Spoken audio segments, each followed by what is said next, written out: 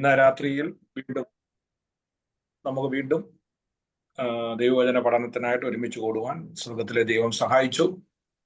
Join ചെയ്യുന്ന എല്ലാ പ്രിയപ്പെട്ടവർക്കും കർത്താവായ യേശു ക്രിസ്തുവിന്റെ നാമത്തിൽ സ്നേഹവന്ദനം അറിയിക്കുന്നു. ഇന്നത്തെ ക്ലാസ് ഏറ്റവും അനുഗ്രഹമായി തീരുവാൻ നാം എല്ലാവരും പ്രാർത്ഥിച്ചു കൊണ്ടിരിക്കുമ്പോൾ പ്രിയ പാസ്റ്റർ ജോയ് കുട്ടി പ്രാർത്ഥിച്ചാൽ. സ്നേഹവനാദികമായ സ്വർഗീയ നല്ല പിതാവേ, ഈ സമയത്തിനായി നന്ദിയോടെ സ്തോത്രം ചെയ്യുന്നു. കർത്താവിന്റെ പാദപീഠത്തിലേക്ക് ഞങ്ങൾ ഒന്ന് ചേർന്ന് പലയിടങ്ങളിലായി എടുത്തു വരുന്നു. ദൈവവചന പഠനത്തിനായി കർത്താവ് ഞങ്ങളെ ഒരുക്കണമേ എന്ന് പ്രാർത്ഥിക്കുന്നു. കഴിഞ്ഞ ദിവസങ്ങളൊക്കെ കർത്താവ് ഞങ്ങളോട് കൂടെ ഇരുന്നല്ലോ.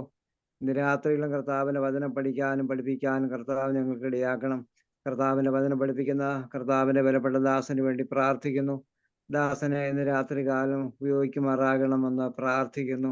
കർത്താവെ, ഈ വചനം പഠിക്കാൻ കടന്നു വന്നിരിക്കുന്ന എല്ലാ പ്രിയപ്പെട്ടവരെയും ഒരിക്കൽ കൂടെ സമർപ്പിക്കുന്നു. ഞങ്ങളുടെ ഹൃദയങ്ങളെ ദൈവം തുറക്കുകയും ഞങ്ങളെ ഒരുക്കുകയും ചെയ്യണമെന്ന് ഞങ്ങൾ ദൈവത്തോട് പ്രാർത്ഥിക്കുന്നു. ധാരാളം പേര് കടന്നു വരാനുണ്ട്.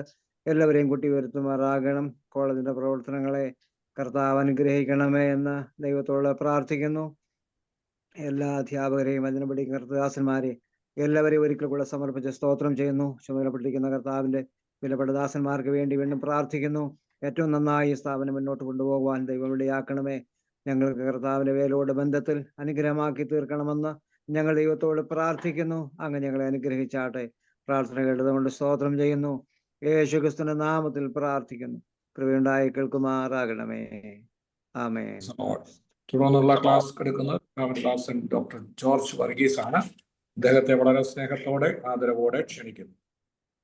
Price Lord. Pastor Lalu Jacob, pastor Shaji Daniel, മറ്റ് ദേവദാസന്മാര് കടന്നു വന്നിട്ടുള്ളതായ എല്ലാ ദേവദാസിദാസന്മാർക്കും കർത്താവായ യേശു ക്രിസ്തുവിന്റെ നാമത്തിൽ എൻ്റെ സ്നേഹവന്ദനം അറിയിക്കുന്നു. ഈ മാസത്തിൻ്റെ സെപ്റ്റംബർ മാസത്തിൻ്റെ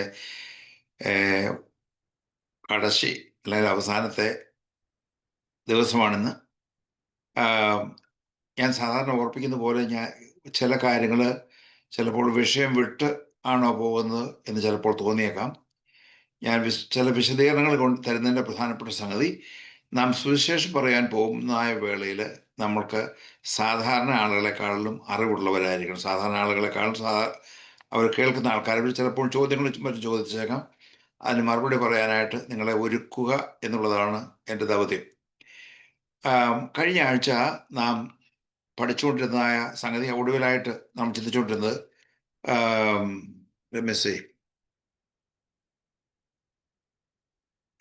സുവിശേഷ ദൂതന്റെ സാരാംശം എന്നുള്ളത് എന്തായിരിക്കണം, അതിൻ്റെ തുടർച്ചയാണ്. അതിൻ്റെ ഒടുവിലായിട്ടുള്ള ഭാഗം ഒരാൾ മാത്രം എനിക്ക് സംഖ്യാപുസ്തകം 21-ാം അധ്യായത്തിൻ്റെ 5 മുതൽ 9 വരെയുള്ള വാക്യങ്ങൾ അൺമ്യൂട്ട് ചെയ്ത് അത് വായിക്കണം. ഒരു വാക്യ ഈ ഭാഗം മാത്രമേ ഉള്ളൂ. സംഖ്യാപുസ്തകം 21-ാം അധ്യായത്തിൻ്റെ 5 മുതൽ 9 വരെ. മോശ മരുഭൂമിയിൽ സർപ്പത്തെ ഉയർത്തിയതുപോലെ മനുഷ്യപുത്രനെയും ഉയർത്തേണ്ടതാകുന്നു. ഇത് യോഹന്നാൻ 3:14 അത് എന്താണ് എന്ന് കഴിഞ്ഞ ആഴ്ച ഞാൻ ഒന്ന് റെഫർ ചെയ്തു. അത് ഒന്ന് വിശദീകരിക്കണമെന്ന് എനിക്ക് താല്പര്യമുണ്ട്. ഒരാൾക്കത് വായിക്കാം. അൺമ്യൂട്ട് ചെയ്തിട്ട് സംഖ്യാപുസ്തകം 21-ാം അധ്യായത്തിൻ്റെ 5 മുതൽ 9 വരെയുള്ള വാക്യങ്ങൾ വായിക്കാം. ജനം ദൈവത്തിനും മോശയ്ക്കും വിരോധമായി സംസാരിച്ചു. മരുഭൂമിയിൽ മരിക്കേണ്ടതിന് നിങ്ങൾ ഞങ്ങളെ മിസ്രൈം ദേശത്തു നിന്ന് കൊണ്ടുവന്നത് എന്തിന്? ഇവിടെ അപ്പവുമില്ല വെള്ളവുമില്ല. ഈ സാരമില്ലാത്ത ആഹാരം ഞങ്ങൾക്ക് വെറുപ്പാകുന്നു എന്ന് പറഞ്ഞു. അപ്പോൾ യഹോവ ജനത്തിന്റെ ഇടയിൽ അഗ്നിസർപ്പങ്ങളെ അയച്ചു. അവ ജനത്തെ കടിച്ചു. ഇസ്രായേലിൽ വളരെ ജനം മരിച്ചു. ആകയാൽ ജനം മോശയുടെ അടുക്കൽ വന്ന്, ഞങ്ങൾ യഹോവയ്ക്കും നിനക്കും വിരോധമായി സംസാരിച്ചതിനാൽ പാപം ചെയ്തിരിക്കുന്നു. സർപ്പങ്ങളെ ഞങ്ങളുടെ ഇടയിൽ നിന്ന് നീക്കിക്കളയുവാൻ യഹോവയോട് പ്രാർത്ഥിക്കണം എന്ന് പറഞ്ഞു. മോശ ജനത്തിനു വേണ്ടി പ്രാർത്ഥിച്ചു. യഹോവ മോശയോട്, ഒരു അഗ്നിസർപ്പത്തെ ഉണ്ടാക്കി കൊടിമരത്തിൽ മേൽ തൂക്കുക. കടിയേൽക്കുന്നവൻ ആരെങ്കിലും അതിനെ നോക്കിയാൽ ജീവിക്കുമെന്ന് പറഞ്ഞു. അങ്ങനെ മോശ താമ്രം കൊണ്ടൊരു സർപ്പത്തെ ഉണ്ടാക്കി കൊടിമരത്തിന്മേൽ തൂക്കി. പിന്നെ സർപ്പം ആരെയെങ്കിലും കടിച്ചിട്ട് അവൻ താമ്രസർപ്പത്തെ നോക്കിയാൽ ജീവിക്കും. ഇത് മതി. നമുക്ക് ഇതിന്റെ എല്ലാ വിശദീകരണത്തിലേക്കും പോകുന്നില്ല. ഇസ്രായേൽ മക്കള് ഈ ഭാഗത്ത് ഒരു നന്ദികെട്ട വർഗങ്ങളാണ്. നന്ദികേടെന്ന് പറഞ്ഞു കഴിഞ്ഞാൽ അവരുടെ ദീർഘവർഷത്തെ അടിമവേലയിൽ നിന്ന് കർത്താവ് തന്നെ, ദൈവം തന്നെ താനെ മുഖാന്തരമുണ്ടാക്കി അവരെ വിടുവിച്ച് ഇവിടം വരെ അത്ഭുതത്തോടുകൂടി കൊണ്ടുവന്നിരിക്കുകയാണ്. അവർക്ക് മന്ന ദിവസവും യാതൊരു ഹാർഡ് വർക്കും ചെയ്യേണ്ട കാര്യമില്ല. അവർ പറയുന്ന അല്പമല്ലാത്ത, വെറും കൊള്ളാത്ത അവരുടെ ദൂതന്മാരുടെ അല്ലെങ്കിൽ ശക്തന്മാരുടെ ഭക്ഷണം എന്നാണ് പറഞ്ഞിരിക്കുന്നത്. അതിനെക്കുറിച്ച് അവരുടെ അഭിപ്രായം ഇതാണ്: മോശയ്ക്ക് എതിരായിട്ടും ദൈവത്തിനെതിരായിട്ടും അവർ പിറുപിറുത്ത കാരണത്താൽ അഗ്നിസർപ്പം എന്ന് പറഞ്ഞാൽ കടിച്ചു കഴിഞ്ഞാൽ ഉടനെ തന്നെ അതുപോലെ പൊള്ളലേക്കൊക്കെ നിലയിലുള്ളതായ ആ സർപ്പത്തിന്റെ ദംശനമേറ്റ് കടിയേറ്റ് അന്നേരം തന്നെ മരിച്ചു പോകും. അപ്പം ദൈവം മോശയ്ക്ക് ഒരു പ്രതിവിധി കൊടുത്തു. ഒരു പിത്തള സർപ്പത്തെ, എന്തിനാ പിത്തള എന്ന് പറഞ്ഞാൽ, പിത്തള എന്ന് പറഞ്ഞു കഴിഞ്ഞാൽ ന്യായവിധിയുടെ ഒരു സിമ്പലാണ്. ആ പിത്തളയും കൊണ്ടൊരു സർപ്പം ഉണ്ടാക്കി അതിനെ നോക്കുക, ജസ്റ്റ് ഒന്ന് കണ്ണുകൊണ്ട് നോക്കുന്നതല്ല, ഒരു പ്രതീക്ഷയോടുകൂടി ഉള്ള നോട്ടമാണ്. സാധാരണ ഒരു നോട്ടത്തെ കുറിച്ചല്ല പറഞ്ഞേക്കുന്നത്. ഇവിടെ യേശു നിക്കോദെമോസുമായിട്ട് സംസാരിക്കുന്ന വേളയിൽ യോഹന്നാൻ 3:14 മോശ മരുഭൂമിയിൽ സർപ്പത്തെ ഉയർത്തിയതുപോലെ, അതായത് പിത്തള സർപ്പത്തെ ഉയർത്തിയതുപോലെ മനുഷ്യപുത്രനെയും ഉയർത്തേണ്ടതാകുന്നു. അതിനുശേഷം പിന്നെ പറയുന്നത് അവനിൽ വിശ്വസിക്കുന്ന ഏവനും നിത്യജീവൻ പ്രാപിക്കേണ്ടത് തന്നെ. അപ്പോൾ ഇവിടെ പഴയ നിയമത്തിൽ കാണിച്ചിരിക്കുന്നതായ ഒരു നിഴൽ എന്ന് വേണമെങ്കിൽ പറയാം. പുതിയ നിയമത്തിൽ ഉള്ളതായ പൊരുൾ എന്ന് പറയുന്നത് കർത്താവായ യേശു ക്രിസ്തുവാണ്. അപ്പോൾ നിഴലും പൊരുളും തമ്മിലുള്ളതായ ബന്ധം എന്താണെന്നാണ് യേശു നിക്കോദേമോസിന്റെ അടുക്കൽ പറയുന്നത്. അപ്പോൾ നിത്യജീവൻ പ്രാപിക്കണമെന്നുണ്ടെങ്കിൽ പിതൃ സർപ്പത്തെ നോക്കിയതുപോലെ യേശുവിനെയും ജസ്റ്റ് നോക്കുക എന്ന് പറഞ്ഞു കഴിഞ്ഞാൽ പ്രതീക്ഷയോടുകൂടി രക്ഷ പ്രാപിക്കുവാൻ നോക്കണം എന്നുള്ളതാണ്. അതിനുശേഷമാണ് 16-ാമത്തെ ഭാഗത്ത് നമുക്ക് എല്ലാവർക്കും അറിയാവുന്നതാണ്. അത് ഞാൻ അവിടെ 4 എന്നുള്ളതായ പദപ്രയോഗം അവിടെ വളരെ ഇമ്പോർട്ടൻ്റ് ആയിട്ടുള്ള ഭാഗമാണ്. ആ ഭാഗം സ്കിപ്പ് ചെയ്ത് എൻ്റെ വിശദീകരണത്തിലേക്ക് ഞാൻ പോകുന്നില്ല. തൻ്റെ ഏകജാതനായ പുത്രനിൽ വിശ്വസിക്കുന്ന ഏവനും നശിച്ചു പോകാതെ നിത്യജീവൻ പ്രാപിക്കേണ്ടതിന് ദൈവം അവനെ നൽകുവാൻ കോണം ലോകത്തെ സ്നേഹിച്ചു. അപ്പോൾ ഈ ലോകത്തെ സ്നേഹിച്ചു എന്ന് പറയുമ്പോൾ ആ സ്നേഹം എങ്ങനെയാണ് പിതാവായ ദൈവം പ്രകടിപ്പിച്ചത് എന്ന് പറഞ്ഞു കഴിഞ്ഞാൽ, പുത്രനായ യേശുവിനെ കാൽവറി ക്രൂശിൽ മരിക്കുവാനായിട്ട് അനുവദിച്ചു എന്നതിലാണ് ദൈവത്തിൻ്റെ വലിയ സ്നേഹം. കാരണം അതിൽ കൂടിയാണ് മാനവജാതിയെ രക്ഷിക്കുവാനുള്ളതായ ഒരു മുഖാന്തരം ദൈവം ഒരുക്കി തന്നത്. ഓക്കെ, ഇസ്രായേൽ മക്കളെ ചെയ്തതെന്ന് പറഞ്ഞു കഴിഞ്ഞാൽ അവിടുന്ന് ഇത് പോയതിന് ശേഷം ഈ പിത്തള സർപ്പത്തെ കൂടെ കൊണ്ടുപോയി. പിത്തള സർപ്പത്തെ കൂടെ കൊണ്ടുപോയതിന് ശേഷം ഇവിടെ 2 രാജാക്കന്മാർ 18:4 കാണുന്നുണ്ട്. അവൻ എന്ന് പറഞ്ഞാൽ ഹിസ്കിയാവ് ചെയ്ത ചില പരിഷ്കാരങ്ങളാണ്. പൂജാഗിരികളെ നീക്കി അശേരാ പ്രതിഷ്ഠകളെ വെട്ടിമുറിച്ചു, മോശ ഉണ്ടാക്കിയ താമ്ര സർപ്പത്തെ ഒടിച്ചു കളഞ്ഞു. ആ കാലം വരെ ഇസ്രായേൽ മക്കൾ അതിനെ ധൂപം കാട്ടി വന്നു. അതിന് നെഹുഷ്ടാൻ എന്ന് പേരായിരുന്നു. നെഹുഷ്ടാൻ എന്ന് പറഞ്ഞു കഴിഞ്ഞാൽ താമ്രം കൊണ്ടുള്ളതായ ഒരു വസ്തു എന്നർത്ഥമുള്ളൂ. അത് എബ്രായ ഭാഷയിൽ എഴുതിയിരിക്കുന്നത് നെഹുഷ്ടാൻ എന്ന് പേരായിരുന്നു. അവരെന്ത് ചെയ്തു? അന്ന് ഉണ്ടാക്കിയതായ ദൈവം കൽപ്പിച്ചതായ ഒരു പ്രത്യേക കാലയളവിന്, പ്രത്യേക കാര്യത്തിന് വേണ്ടി ദൈവം അവരോട് പറഞ്ഞിട്ടുള്ളത് അതൊരു പൂജാ വസ്തുവായി മാറ്റി അതിനവർ ധൂപം കാട്ടി വന്നു. പലപ്പോഴും ക്രിസ്തീയ ലോകത്തും പറ്റുന്നത് ഇത് തന്നെയാണ്. യേശു ക്രിസ്തു കാൽവറി ക്രൂശിൽ മരിച്ചു എന്ന് പറയുമ്പോൾ പല ആളുകളും ഈ കുരിശ് എന്ന് പറയുന്നത് അതിനെന്തോ മാജിക്കൽ ആയിട്ടുള്ള ഇതുണ്ടെന്നാണ് അവർ മനസ്സിലാക്കുന്നത്. ആ കുരിശെടുത്ത് കഴുത്തെ കെട്ടി തൂക്കിടും, അല്ലെങ്കിൽ വണ്ടി ഓടിക്കുന്ന അതിൻ്റെ റിയർ വ്യൂ മിററിൻ്റെ പുറവശത്ത് ഇട്ടേക്കുന്നത് കണ്ടിട്ടുണ്ട്. പല ആൾക്കാരും ഈ അത് വെച്ച് ക്രൂശിനെ ചുംബിക്കാൻ, അതൊന്നും ദൈവത്തിൻ്റെ പറഞ്ഞിട്ടുള്ളതായ സംഗതിയല്ല. വാസ്തവത്തിൽ അതൊരു പരിധി വരെ ഒരു ഇല്യൂഷനാണ്. അവർക്കൊരു അല്ലെങ്കിൽ അത് ഒരു മന്ത്രമായിട്ടാണ് ചിന്തിക്കുന്നത്. കുരിശിൽ യേശു മരിച്ചെങ്കിലും കുരിശിന്റെ മുമ്പിൽ കുമ്പിട്ട് ഭജിക്കുന്നത്, ആരാധിക്കുന്നത് ദൈവവചനപ്രകാരം നിഷിദ്ധമാണ്, അല്ലെങ്കിൽ തെറ്റാണ്. അത് നമ്മൾ മറന്നു കളയരുത്. നമ്മൾ ക്രൂശിനെ ആരാധിക്കുന്നില്ല, ക്രൂശിൽ മരിച്ചവനെയാണ് ആരാധിക്കുന്നത്. ക്രൂശിൽ മരിച്ച് ഉയർത്തെഴുന്നേറ്റായ കർത്താവിനെയാണ് ആരാധിക്കുന്നത്. ഇവിടെ യോഹന്നാൻ 14 ഈ ഉയർത്തുക എന്ന് ഉപയോഗിച്ചിരിക്കുന്നത് മനുഷ്യപുത്രന്റെ ക്രൂശിൽ മരണത്തെ കുറിച്ചാകുന്നു എന്നുള്ളത് നമ്മൾ മറന്നു കളയരുത്. അതെങ്ങനെയാ മനസ്സിലാക്കുന്നതെന്ന് ചോദിച്ചേക്കാം. അത് നേരത്തെ ഞാൻ പറഞ്ഞതുപോലെ യോഹന്നാൻ തന്നെ തൻ്റെ സുവിശേഷത്തിൽ എന്താണ് എഴുതിയിരിക്കുന്നത് എന്നുള്ളത് നമ്മൾ അറിയണം. യോഹന്നാൻ എഴുതുമ്പോൾ ഉയർത്തുക എന്ന് പറഞ്ഞ യേശുവിന്റെ നാമം ഉയർത്തുന്ന കാര്യത്തെ കുറിച്ചാണ് എന്ന് വ്യാഖ്യാനിക്കുന്നുണ്ട്. അത് തെറ്റാണ്. ഉയർത്തുക എന്നിവിടെ പ്രത്യേകാൽ ഈ വാക്യത്തിൽ പറഞ്ഞിരിക്കുന്നത് ക്രൂശൻ മരണത്തെ കുറിച്ചാണ്. അത് യോഹന്നാൻ അതിൻ്റെ 12-32-33 വാക്യങ്ങൾ നോക്കിയാൽ, ഞാനോ, യേശു പറഞ്ഞതാണ്, അതുകൊണ്ടാണ് റെഡ് ലെറ്റർ കാണുന്നത്, ഞാനോ ഭൂമിയിൽ നിന്ന് ഉയർത്തപ്പെട്ടാൽ എല്ലാവരെയും എങ്കിലേക്ക് ആകർഷിക്കും എന്ന് ഉത്തരം പറഞ്ഞു. ഓക്കെ, 33-ാമത്തെ വാക്യത്തില് യോഹന്നാന്റെ എഡിറ്റോറിയൽ നോട്ടാണ് ഇത്. താൻ മരിപ്പാനുള്ള മരണവിധം അല്ലെങ്കിൽ ക്രൂശീകരണം സൂചിപ്പിച്ച് പറഞ്ഞതത്രേ. യോഹന്നാന്റെ സുവിശേഷത്തിൽ പലപ്പോഴും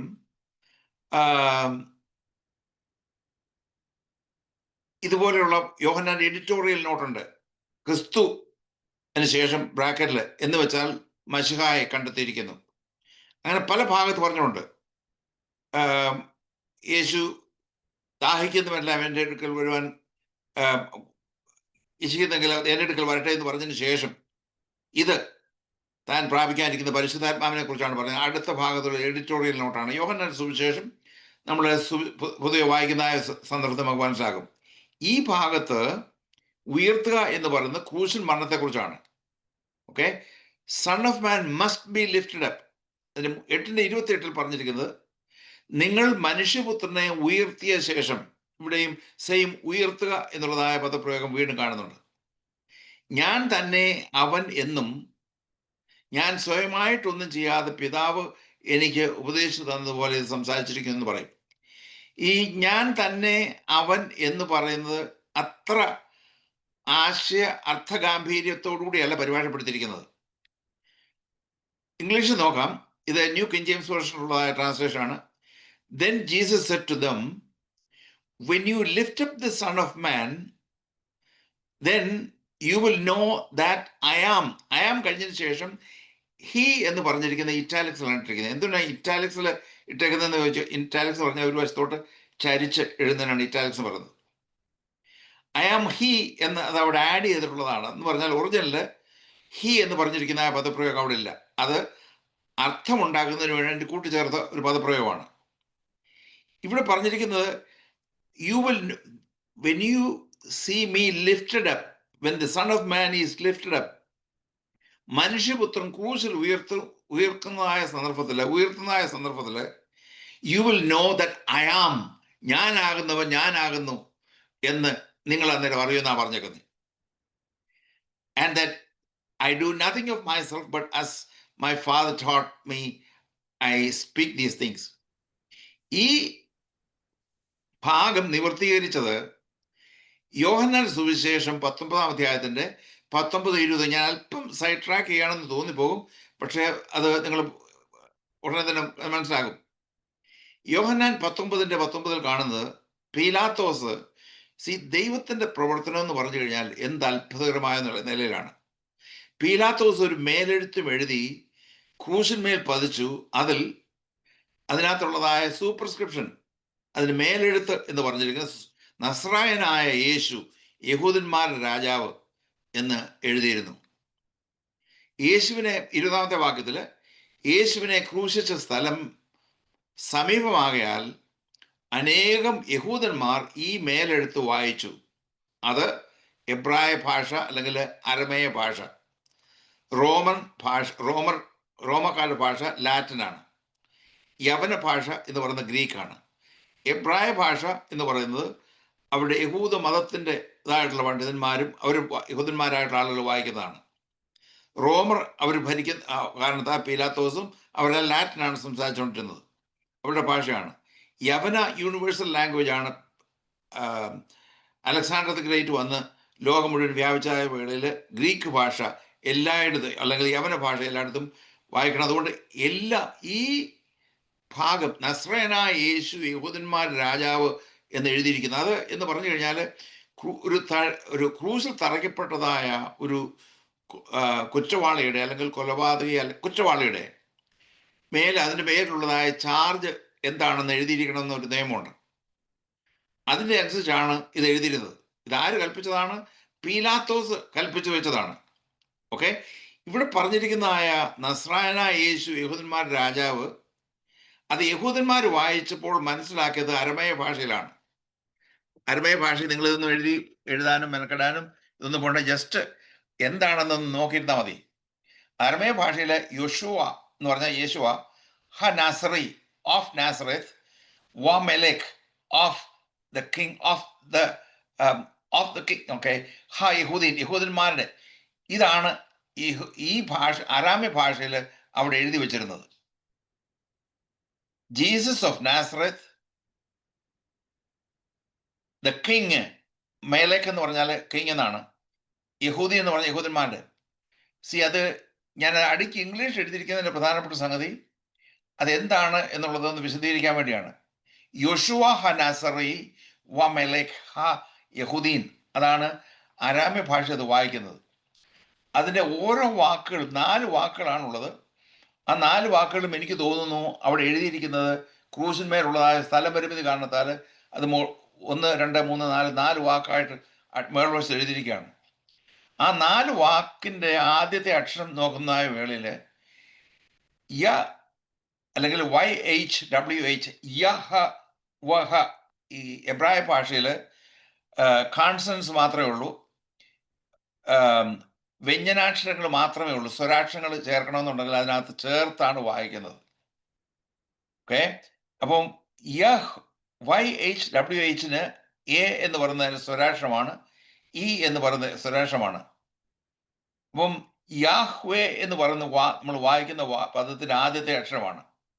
യഹൂദന്മാർ നോക്കുന്നതായ വേളയിൽ ഇവൻ മറ്റുള്ള ആളുകൾ വായിക്കുന്നത് യവൻ യാഹ്വേ, യഹോവയാണ്, യഹോവയായ ദൈവമാണ് ഇവിടെ ക്രൂശിച്ചത്, അവർ ക്രൂശിച്ചത് എന്ന് കണ്ടപ്പോൾ ഉടനെ തന്നെ അവർക്ക് ഭയമുണ്ടായി. അതുകൊണ്ടാണ് ആ എഴുതിയിരിക്കുന്നത് മാറ്റത്തിന് ശേഷം അവൻ അങ്ങനെ പറഞ്ഞു എന്നോട് ചേർക്കാൻ.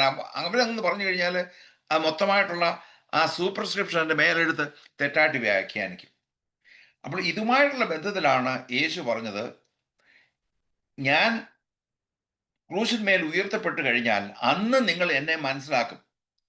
അവർക്ക്, യഹൂദന്മാർക്ക് അന്നേരം മനസ്സിലായി ഇവൻ ദൈവമായ യഹോവ മനുഷ്യനായിട്ട് വന്ന് മരിച്ചവനായ മശിഹയാണെന്ന്. അതൊരു പരസ്യമായിട്ട് സാക്ഷ്യമാണ്. പീലാത്തോസ് പറഞ്ഞു, എഴുതിയത് തന്നെ. ദൈവത്തിന് ഈ കാര്യത്തെല്ലാം ഓവർറൈഡ് ചെയ്യാനായിട്ട് കഴിയും. ദൈവത്തിന് സ്തോത്രം. ദൈവത്തിന്റെ പുത്രനായ യേശു ക്രിസ്തുവിനെ ഉയർത്തുക എന്ന് പറയുന്നത് ക്രൂശിന്മേലുള്ളതായ മരണമാകുമ്പോൾ തന്നെ യേശു ക്രിസ്തു ദൈവമാണ് എന്നുള്ളതായ ഭാഗം ക്രൂശിന്മേൽ അവിടെ നിവർത്തിച്ചു കണ്ടു എന്ന് കാണുന്നുണ്ട്. ദൈവത്തിന് സ്തോത്രം. വീണ്ടും നമ്മുടെ വിഷയത്തിലേക്ക് വരാം. ദൈവം തൻ്റെ, യോഹന്നാൻ 3:17 വാക്യമാണ്, ദൈവം തൻ്റെ പുത്രനെ ലോകത്തിൽ അയച്ചത് ലോകത്തെ വിധിപ്പാനല്ല, ലോകം അവനാൽ രക്ഷിക്കപ്പെടുവാനത്രേ. അപ്പോൾ പുതുതായി ജനിക്കുന്നില്ല എന്നുള്ളതിന് വേറൊരു പദപ്രയോഗം അവിടെ കർത്താവ് അവിടെ പരിചയപ്പെടുത്തുകയാണ്, രക്ഷിക്കപ്പെടുക. അതുകൊണ്ടാണ് നമ്മൾ ആളുകൾക്ക് ചോദിക്കുന്നത് രക്ഷിക്കപ്പെട്ടതാണോ എന്ന് ചോദിച്ചാൽ ഒരുപാട് ആളുകൾക്കും അറിയത്തില്ല. ഓക്കെ, അപ്പം സേവ്ഡ് എന്നുള്ളതായ പദപ്രയോഗം അവിടെ കാണിക്കുന്നുണ്ട്.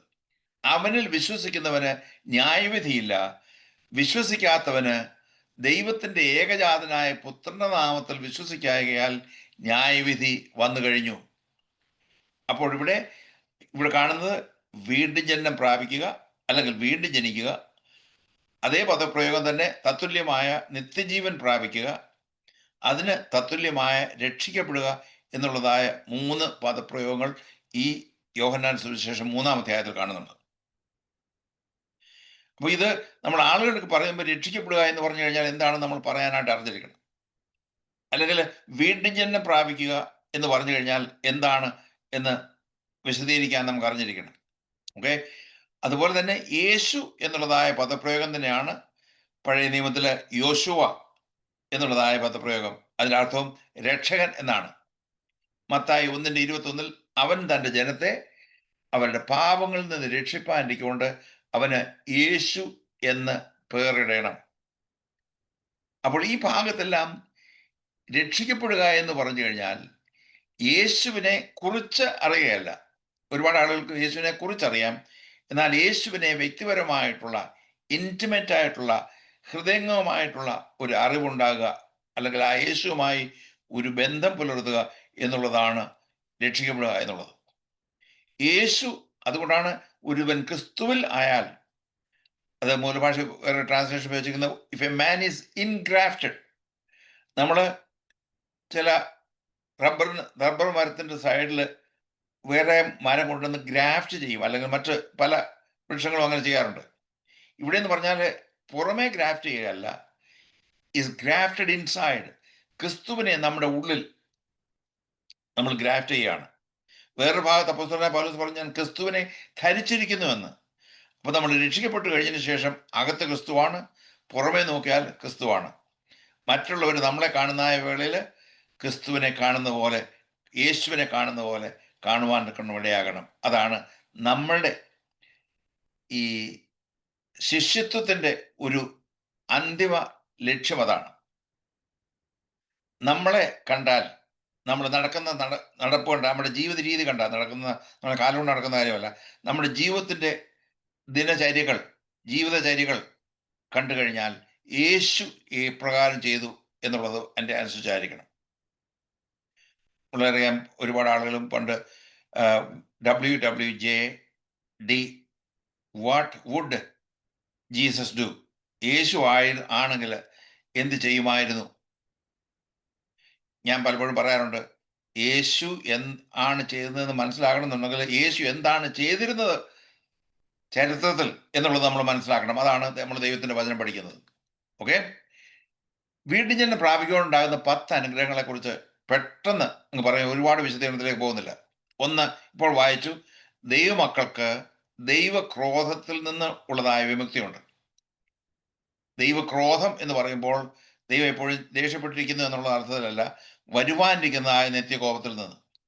പുത്രനിൽ വിശ്വസിക്കുന്നവന്, 3-ാം അധ്യായത്തിൽ, യോഹന്നാൻ അതേ അധ്യായത്തിൽ തന്നെ 36-ാമത്തെ വാക്യത്തിൽ, പുത്രനിൽ വിശ്വസിക്കുന്നവന് നിത്യജീവനുണ്ട്, പുത്രനെ വിശ്വസിക്കാത്തവനോ ജീവനെ കാണുകയില്ല, ദൈവക്രോധം അവൻ്റെ മേൽ വസിക്കുന്നതേ ഉള്ളൂ. അപ്പോൾ യേശുക്രിസ്തുവിനെ വിശ്വസിക്കാത്തവരുടെ മേൽ വസിക്കുന്നതായ ഒരു സംഗതി എന്ന് പറയുന്നത് ദൈവക്രോധമാണ്.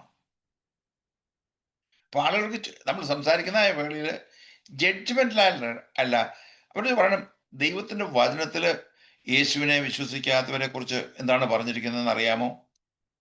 എനിക്കറിയണം എന്നറിയണം. എന്താ പറഞ്ഞിരിക്കുന്നത്? അന്നേരം അവരോട് പറയണം, ഈ ഭാഗം ഒന്ന് വായിച്ചു നോക്ക്, എന്നിട്ട് എന്താ തോന്നുന്നത്. നമ്മൾ പ്രസംഗിക്കാനായിട്ട് നിൽക്കരുത്, അവരെ കൊണ്ട് പറയിപ്പിക്കണം. നമ്മൾ പ്രസംഗിച്ചു കഴിഞ്ഞാൽ നമ്മൾ പറയുന്നതാണെന്ന് തോന്നിപ്പോകും. നമ്മളെപ്പോഴും അതിനകത്തുള്ളതായ കാര്യം എന്താണെന്ന് അവരെ കൊണ്ട് പറയിപ്പിക്കണം. എങ്കിൽ മാത്രമേ അവർ ചിന്തിക്കാനുള്ള അവകാശം ഉണ്ടാകത്തുള്ളൂ.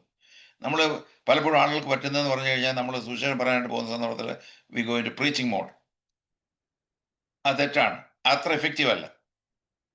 അവരെ കൊണ്ട് ചിന്തിപ്പിക്കുകയും അവരെ കൊണ്ട് ഈ സംഭാഷണത്തിൽ അവരെ കൊണ്ട് ഭാഗഭാക്കാകണം, അവരെ പങ്കുവഹിപ്പിക്കണം എന്നുള്ളതാണ് നമ്മുടെ പ്രധാനപ്പെട്ട ദൗത്യം. അപ്പോൾ ദൈവമക്കൾ ദൈവക്രോധത്തിൽ നിന്ന് വിമുക്തിയുണ്ട്. ഓക്കെ, രക്ഷിക്കപ്പെടാത്ത എല്ലാവരുടെ മേലും ദൈവക്രോധം അധിവസിക്കുന്നു, അല്ലെങ്കിൽ വസിക്കുന്നു. ഓക്കെ, രണ്ടാമത്, ദൈവമക്കൾക്ക് പിതാവിൻ്റെ വലിയ സ്നേഹം ലഭ്യമായി. 1 യോഹന്നാൻ 3:1 പറഞ്ഞ്, കാൺമീൻ എന്ന് പറഞ്ഞാൽ ഒന്ന് ശ്രദ്ധിച്ചേ, എന്തോ അസാധാരണമായുള്ള കാര്യമാണ് നിങ്ങൾക്കുള്ളത് എന്നുള്ളതായ കാര്യം കാണിക്കുകയാണ്. നാം ദൈവമക്കൾ എന്ന് വിളിക്കപ്പെടുവാൻ പിതാവ് എത്ര വലിയ സ്നേഹം നൽകിയിരിക്കുന്നു. അങ്ങനെ തന്നെ നാം ആകുന്നു. എങ്ങനെ തന്നെയാ നാം ദൈവമക്കൾ ആകുന്നു? അപ്പോൾ ആൾക്കാർ ചോദിക്കും, ദൈവമക്കളാണെന്ന് ഉറപ്പെങ്ങനെയാ ഉള്ളത്? ദൈവത്തിന്റെ വചനത്തിൽ പറഞ്ഞിട്ടുണ്ട് ആണെന്ന്, അതുകൊണ്ട് ഞാൻ ആണെന്ന് അങ്ങ് വിശ്വസിക്കുന്നു. ലോകം അവനെ അറിഞ്ഞിട്ടില്ലായതുകൊണ്ട് നമ്മയും അറിയുന്നില്ല. ഓക്കെ, അപ്പോൾ ഇവിടെ കാണുന്നത് പിതാവിൻ്റെ വലിയ സ്നേഹം നമുക്ക് വേണ്ടി തന്നിരിക്കുന്നുണ്ട്. എഫേസ്യർ 2:4-5 വാക്യങ്ങളിൽ, കരുണാസമ്പന്നായ ദൈവമോ നമ്മെ സ്നേഹിച്ച മഹാസ്നേഹം, ചെറിയ സ്നേഹമൊന്നുമല്ല, 1 യോഹന്നാൻ 3:1 പറഞ്ഞിരിക്കുന്ന വലിയ സ്നേഹം, എഫേസ് ലേഖനത്തിൽ പറഞ്ഞിരിക്കുന്നത് ദൈവത്തിന്റെ മെഗാ എന്നുള്ളതായ പദപ്രയോഗമാണ്. ദൈവത്തിന്റെ മഹാസ്നേഹം, ദൈവത്തിന്റെ മഹാസ്നേഹം എന്ന് പറയുന്നത് ആരുടെ അത്ര വലിപ്പമുണ്ട്? പുത്രനായ യേശു ക്രിസ്തുവിന് അത്ര വലിപ്പമുണ്ട്. ഹല്ലേലൂയ. അതിക്രമങ്ങളാൽ മരിച്ചവരായിരുന്ന നമ്മെ ക്രിസ്തുവിനോടുകൂടി ജീവിപ്പിക്കുകയും, അതിൻ്റെ ബ്രാക്കറ്റിൽ കാണുന്നത് കൃപയാൽ അത്രേ നിങ്ങൾ രക്ഷിക്കപ്പെട്ടിരിക്കുന്നു. ഇവിടെയും ആ യോഹന്നാന്റെ സുവിശേഷത്തിൽ കണ്ടതായ പദപ്രയോഗം അപ്പോസ്തലനായ പൗലോസ് ഇവിടെ ആവർത്തിച്ചിരിക്കുന്നു, രക്ഷിക്കപ്പെട്ടിരിക്കുന്നു. ഇതിൻ്റെ ഇടയ്ക്ക് ഞാൻ ഒരു എഡിറ്റോറിയലായിട്ട് പറയാം. ക്രിസ്ത്യ പാരമ്പര്യത്തിൽ പെട്ടിട്ടുള്ള ആൾക്കാർ, വിശേഷിച്ച് പാരമ്പര്യ, ഞാൻ മാർത്തോമായിൽ ജനിച്ചു വളർന്നതാണ്, അതുകൊണ്ട് എനിക്കറിയാം. എനിക്ക് തന്നെ മാമോദിസ കാലകൾ വഴി തന്നെ ക്രിസ്ത്യാനിയാണെന്നാണ് പറഞ്ഞിരിക്കുന്നത്. നമ്മൾ സുവിശേഷം പറയാൻ പോകുന്നുണ്ടേ അത് ആണെന്നോ അല്ലെന്നോ ഒന്നും ചോദിക്കേണ്ട കാര്യമില്ല. എത്ര നാളായി അല്ലെങ്കിൽ എന്നാണ് രക്ഷിക്കപ്പെടുന്നു എന്ന് പറയുന്ന അനുഭവത്തിലേക്ക് വന്നത്?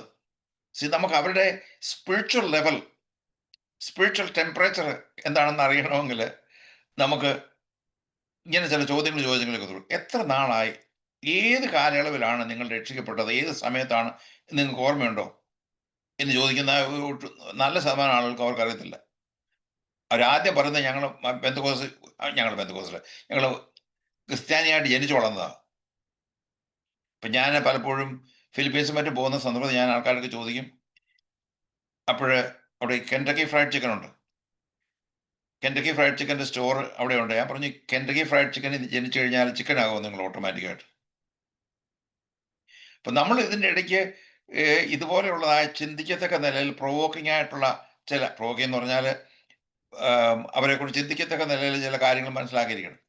ഇവിടെ പറഞ്ഞിരിക്കുന്നത് ക്രിസ്തീയ കുടുംബത്തിൽ ജനിച്ചത് കൊണ്ട് ക്രിസ്ത്യാനിയാകത്തില്ല. അതിന് വേറൊരു റെഫറൻസ് നേരത്തെ ഞാൻ പറഞ്ഞതാണ്, യോഹന്നാന്റെ സുവിശേഷം 1-ാം അധ്യായത്തിൻ്റെ 12-13 വാക്യങ്ങൾ. 12 മാത്രം വായിച്ചങ്ങ് നിർത്തരുത്. 12 അത് പൂർണ്ണമായിട്ടുള്ള വാക്യമല്ല, 12-13 വാക്യങ്ങളും അതോടൊപ്പം നമ്മൾ പറയാൻ ഓർത്തിരിക്കണം. ദൈവമക്കൾക്ക് ലഭിച്ചതായ ക്രിസ്തുവിൻ്റെ സ്നേഹം മുമ്പേ പിതാവിൻ്റെ സ്നേഹത്താണ്, അതിന് കടന്നതാണ് നിസ്സീമമായുള്ള ദൈവത്തിൻ്റെ സ്നേഹം. എഫേസ്യർ 3:17-19 വരെയുള്ള വാക്യങ്ങൾ, നിങ്ങൾ സ്നേഹത്തിൽ വേരൂന്നി അടിസ്ഥാനപ്പെട്ടവരായി ദൈവസ്നേഹത്തിൻ്റെ വീതിയും ദൈവസ്നേഹത്തിൻ്റെ നീളവും ദൈവസ്നേഹത്തിൻ്റെ ഉയരവും ദൈവസ്നേഹത്തിൻ്റെ ആഴവും എന്ത് എന്ന് സകല വിശുദ്ധന്മാരോടുകൂടെ ഗ്രഹിക്കണം. അത് ഗ്രഹിക്കുവാൻ പരിജ്ഞാനത്തെ കവിയുന്ന ക്രിസ്തുവിൻ്റെ സ്നേഹത്തെ അറിവാനും പ്രാപ്തരാക്കണം. ഇത് വളരെ അഗാധമായുള്ള വിഷയമാണ്. അതിൻ്റെ എല്ലാ വിശദീകരണത്തിലേക്കും പോകുന്ന സാധാരണ പാസ്റ്റേഴ്സും മറ്റും പ്രസംഗിക്കുന്ന സന്ദർഭത്തിൽ പറയാറുണ്ട്. അതിൻ്റെ വീതി എന്ന് പറയുന്നത് കർത്താവായ യേശു ക്രിസ്തു കാൽവരി ക്രൂശിൽ മരിച്ചതായ വേളയിൽ രണ്ട് കരവും നീട്ടിയതിനു ശേഷം എല്ലാവരെയും ഒരുമിച്ച് ആക്കി എന്നുള്ളതാണ്. അതിൻ്റെ നീളം ഭൂമിയുടെ എല്ലാ ഭാഗവും, ഉയരം എന്ന് പറയുന്നത് നമ്മളെ സ്വർഗസ്ഥലത്ത് ഇരുത്തിയിരിക്കുന്നതാണ് എഫേസ്യർ പറഞ്ഞിരിക്കുന്നത്. അതിൻ്റെ ആഴം, എത്ര അഗാധമായുള്ള പാപമാണെങ്കിൽ തന്നെയും ആ പാപത്തിൽ നിന്ന് നമ്മളെ ഉദ്ധരിക്കുവാൻ യേശു ക്രിസ്തുവിൻ്റെ സ്നേഹം മതിയായതാണ്. അപ്പോൾ ഏത് നിലയിലും നമ്മുടെ വീതി അറിയാൻ, നീളമറിയാൻ, ഉയരമറിയാൻ, ആഴവും അറിയാൻ ഇവിടെ പറഞ്ഞിരിക്കുന്നത്, അത് വേണമെങ്കിൽ പരിജ്ഞാനത്തെ കവിയുന്ന ക്രിസ്തുവിൻ്റെ സ്നേഹം അറിവാൻ നമ്മളെ പ്രാപ്തരാക്കുവാൻ. കർത്താവെ, ഞാൻ പലപ്പോഴും ഈ ഭാഗം വായിച്ചതിന് ശേഷം എനിക്ക് പലപ്പോഴും തല പോകാറുണ്ട്. ഇതെങ്ങനെയാണ് സാധിക്കുന്നത്? പൗലോസ് തന്നെ കാരാഗ്രഹത്തിൽ കിടന്ന് എഴുതായ വേളയിൽ ദൈവം തനിക്ക് പ്രത്യക്ഷമായി പ്രത്യേകാൽ വെളിപ്പെടുത്തി കൊടുത്തതായ, പ്രകാശിപ്പിച്ചതായ ഒരു വേദഭാഗമാണ് എന്ന് ഞാൻ അനുമാനിക്കുന്നു. ഓക്കെ, ദൈവമക്കൾക്ക് ഒരു ഭാവി പ്രത്യാശയുണ്ട്. 1 യോഹന്നാൻ 3:1 പറഞ്ഞിരിക്കുന്നത് വായിച്ചതിന് ശേഷം അതിൻ്റെ 2-3 വാക്യങ്ങളിൽ, നാം ഇപ്പോൾ ദൈവമക്കളാകുന്നു. നിങ്ങൾ രക്ഷിക്കപ്പെട്ടവരായ ദൈവമക്കളാണെങ്കിൽ നമ്മൾ പറയാൻ ധൈര്യം കാണിക്കണം, ഞാൻ ഇപ്പോൾ ദൈവമകനാകുന്നു അല്ലെങ്കിൽ ദൈവമകളാകുന്നു എന്ന്. പിന്നീട് ഒരു പ്രത്യാശ എന്ന് പറഞ്ഞാൽ നാം ഇന്നതാകും എന്ന് ഇതുവരെ പ്രത്യക്ഷമായിട്ടില്ല. അവൻ പ്രത്യക്ഷനാകുമ്പോൾ നാം അവനെ താൻ ഇരിക്കുന്നത് പോലെ കാണുന്നത് കൊണ്ട് അവനോട് സദൃശന്മാരാകും എന്ന് നാം അറിയുന്നു. അതാണ് നമ്മുടെ ഭാവി പ്രത്യാശ. അതാണ് 3-ാമത്തെ വാക്യത്തിൽ പറഞ്ഞിരിക്കുന്നത്, അവനിൽ ഈ പ്രത്യാശയുള്ളവനെല്ലാം അവൻ നിർമ്മലനായിരിക്കുന്നത് പോലെ നാം എല്ലാവരും തന്നെത്താൻ നിർമ്മലീകരിക്കുന്നു. അതായത് a process of continual sanctification. തുടർമാനമായിട്ടുള്ള ഒരു വിശുദ്ധീകരണത്തിൻ്റെതായുള്ള ജീവിതം, അത് നമ്മളിൽ നിന്ന് ദൈവം ആഗ്രഹിക്കുന്നതാണ്. ഓരോ ദിവസവും വിശുദ്ധിയിൽ നിന്ന് വിശുദ്ധിയിലേക്ക്, തേജസ്സിൽ നിന്ന് തേജസ്സിലേക്ക് അവനോട് കൂടെ ചേർന്ന് നടക്കുവാൻ നാം ബാധ്യസ്ഥരാണ്. എന്തുകൊണ്ട്? നമ്മൾക്ക് ഒരു പ്രത്യാശയുണ്ട്. ആ പ്രത്യാശ എന്ന് പറഞ്ഞാൽ കർത്താവ് താമസമിന പ്രത്യക്ഷമാകും. അവൻ പ്രത്യക്ഷനാകുന്ന വേളയിൽ കണ്ണുമയ്ക്കും നൊടി നേരത്തിൽ നാം രൂപാന്തരപ്പെടും. അവനായിരിക്കുന്ന പോലെ നമ്മൾ അവനെ കാണുവാൻ ഇടയാകും. ഓക്കെ, യേശു പഠിപ്പിച്ചതായ യോഹന്നാൻ സുവിശേഷം 3-ാം അധ്യായത്തിൽ പഠിപ്പിച്ച 3 പ്രധാനപ്പെട്ട സത്യങ്ങൾ: വീണ്ടും ജന്മം പ്രാപിക്കുന്നതിന് ദൈവരാജ്യത്തിൽ വീണ്ടും ജന്മം പ്രാപിക്കാതെ, അല്ലെങ്കിൽ വീണ്ടും ജന്മം പ്രാപിക്കുന്നത് ദൈവരാജ്യത്തിൽ കടക്കുവാൻ അനിവാര്യമാണ്. വീണ്ടും ജന്മം പ്രാപിക്കാതെ ദൈവരാജ്യത്തിൽ കടക്കാൻ ആർക്കും കഴിയില്ല. വീണ്ടും ജന്മം പ്രാപിക്കുന്നതിന് മനുഷ്യപുത്രൻ ക്രൂശിക്കപ്പെട്ടിരിക്കണം. അതാണ് വേറൊരു സംഗതി പഠിപ്പിച്ചത്. 3-ാമത്, വീണ്ടും ജന്മം പ്രാപിച്ചവർ നിത്യജീവൻ പ്രാപിച്ചതിനാൽ ദൈവിക ന്യായവിധിയിൽ നിന്ന് ഒഴിവായിരിക്കും. ഈ 3 കാര്യങ്ങളാണ് അവിടെ 18-ാമത്തെ വാക്യം വരെ നാം മനസ്സിലാക്കിയത്. ഓക്കെ, 5-ാമത്തെ സംഗതി എന്ന് പറഞ്ഞു കഴിഞ്ഞാൽ നിത്യജീവൻ ആരംഭിക്കുന്നത് മരിച്ചു കഴിഞ്ഞതിന് ശേഷമല്ല. പലപ്പോഴും ആളുകൾ ഉപയോഗിക്കുന്ന ഒരു പദപ്രയോഗം, ഇന്ന് നീ മരിച്ചാൽ നിന്റെ നിത്യത എവിടെ ചെലവഴിക്കുമെന്ന് ചോദിക്കുന്നുണ്ട്. ഈ മരിച്ചു കഴിഞ്ഞാൽ കിട്ടുന്ന ഒരു സംഗതി അല്ല നിത്യജീവൻ എന്ന് പറയുന്നത്. അതൊരു അത്ര പൂർണ്ണമായിട്ടുള്ള ഒരു അഭിപ്രായമല്ല. കാരണം യേശു തന്നെ പറഞ്ഞത്, യേശുവിനെ രക്ഷകനായി സ്വീകരിക്കുന്ന അതേ നിമിഷത്തിൽ നിത്യജീവൻ നമ്മുടെ ഉള്ളിൽ കടന്നു കഴിഞ്ഞു. ഒരു വലിയ ട്രാൻസ്ഫോർമേഷൻ കഴിഞ്ഞു. യോഹന്നാൻ 5:24 പറഞ്ഞിരിക്കുന്നത് ആമേൻ ആമേൻ. ഈ ആമേൻ ആമേൻ എന്ന് പറഞ്ഞു കഴിഞ്ഞാൽ അതിശക്തമായ, അതിലും തറപ്പിച്ച് ഒരു സ്റ്റേറ്റ്മെന്റ് അരാമ്യ ഭാഷയിൽ യേശുവിന് പറയാനൊക്കത്തില്ല. അതുകൊണ്ടാണ് ആമേൻ ആമേൻ എന്നുള്ളത് ആവർത്തിച്ച് പറഞ്ഞിരിക്കുന്നത്. സത്യമായി സത്യമായി എന്ന് വേണമെങ്കിൽ പറയാനായിട്ട് സാധിക്കും. ആമേൻ ആമേൻ ഞാൻ നിങ്ങളോട് പറയുന്നു, എൻ്റെ വചനം കേട്ട് എന്നെ അയച്ചവനെ വിശ്വസിക്കുന്നവന് നിത്യജീവനുണ്ട് എന്ന് പറഞ്ഞാൽ ഇപ്പോൾ നിത്യജീവനുണ്ട്. അതായത് വിശ്വസിക്കുന്ന ആ നിമിഷത്തിൽ തന്നെ അവൻ ന്യായവിധിയിലാകാതെ മരണത്തിൽ നിന്ന് ജീവങ്കിലേക്ക് കടന്നിരിക്കുന്നു. അവൻ നേരത്തെ മരിച്ചവനായിരുന്നു. മരിച്ച അവസ്ഥയിൽ നിന്ന് നിത്യജീവനിലേക്ക് കടന്നിരിക്കുന്നു എന്നാണ് പറഞ്ഞിരിക്കുന്നത്. അപ്പോൾ നിത്യജീവൻ ആരംഭിക്കുന്നത് മരിച്ചു കഴിഞ്ഞതിന് ശേഷം കിട്ടുന്ന, അതിൻ്റെ ഈ നിത്യജീവൻ പ്രാപിച്ചവർക്കുള്ളൊരു കണ്ടിന്യൂവേഷനാണ്. അവിടെ കർത്താവിനോട് കൂടെ നിത്യത മുഴുവനായിട്ട് ചെലവഴിക്കുന്നതെന്ന് പറഞ്ഞു കഴിഞ്ഞാൽ, അപ്പോൾ നാം ഇപ്പോൾ ജീവൻ പ്രാപിച്ചവരാണ്. രക്ഷിക്കപ്പെട്ടതായ എല്ലാ ദൈവമക്കൾക്കും ധൈര്യത്തോട് പറയാനായിട്ട് സാധിക്കും, ഞാൻ മരണത്തിന് നമ്മുടെ മേൽ അധികാരമില്ല. മരണം എന്ന് പറഞ്ഞാൽ ശാരീരികമായ മരണത്തെക്കുറിച്ചല്ല. പിശാച് നമ്മളെ ശാരീരികമായ മരണത്തെക്കുറിച്ച് വെട്ടുന്ന വേളയിൽ നമ്മൾ അവനോട് പറഞ്ഞു, ഞാൻ നേരത്തെ മരിച്ചതാണ്, കർത്താവിനോടുകൂടെ മരിച്ചതാണ്, ഞാൻ ജീവൻ പ്രാപിച്ചതാണ്, നിനക്ക് എന്നെ കൊല്ലാനൊക്കത്തില്ല, ഞാൻ ആളുടെ ജീവൻ പ്രാപിച്ചവനാണ് എന്നുള്ളത് പിശാചിനോട് പറയാനായിട്ട് നമുക്ക് അറിഞ്ഞിരിക്കണം. മറ്റുള്ളവരോട് പറയാനും നമ്മൾ അറിഞ്ഞിരിക്കണം. 6-ാമതായിട്ട്, യേശു നൽകി തരുന്ന രക്ഷയെ യേശുവും പിതാവും ഒത്തുചേർന്ന് ഒരുമിച്ച് സംരക്ഷിക്കുന്നതാണ്. ഇത് ഞാൻ പറഞ്ഞതല്ല, യേശു തന്നെ പറഞ്ഞതാണ്. യോഹന്നാൻ 10:27 മുതൽ 30 വരെയുള്ള വാക്കുകൾ നോക്കുമ്പോൾ, എൻ്റെ ആടുകൾ എൻ്റെ ശബ്ദം കേൾക്കുന്നു, ഞാൻ അവയെ അറിയുകയും അവ എന്നെ അനുഗമിക്കുകയും ചെയ്യുന്നു. അപ്പോൾ യേശുക്രിസ്തുവിൻ്റെ ശബ്ദം കേൾക്കുന്നതായ തൻ്റെ ജനത്തെ കർത്താവ് അറിയും എന്ന് പറഞ്ഞാൽ ഇൻറ്റിമേറ്റ് ആയിട്ടുള്ള സംഗതിയാണ്. അതിനുശേഷം ചെയ്യുന്നതായ സംഗതിയാണ് ഡിസൈപ്പിൾഷിപ്പ്, അനുഗമിക്കുക എന്നുള്ളത്. അവ എന്നെ അനുഗമിക്കുകയും ചെയ്യുന്നു, ഞാൻ അവയ്ക്ക് നിത്യജീവൻ കൊടുക്കുന്നു. വീണ്ടും നിത്യജീവൻ എന്നുള്ളത് പദപ്രയോഗം വീണ്ടും കാണാം. ഞാൻ അവയ്ക്ക് നിത്യജീവൻ കൊടുക്കുന്നു, അവ ഒരു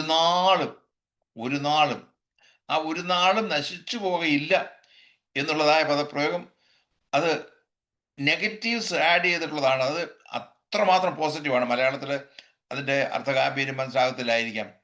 അവിടെ പറഞ്ഞിരിക്കുന്നത്, മൂലഭാഷ ഉപയോഗിച്ചിരിക്കുന്നത് അത്ര എൻഫാറ്റിക് ആയിട്ടുള്ള ലാംഗ്വേജാണ്. അപ്പോൾ ഒരു നാൾ നശിച്ചു പോകുകയില്ല, ആരും അവയെ എൻ്റെ കയ്യിൽ നിന്ന് പിടിച്ചു പറിക്കുകയുമില്ല.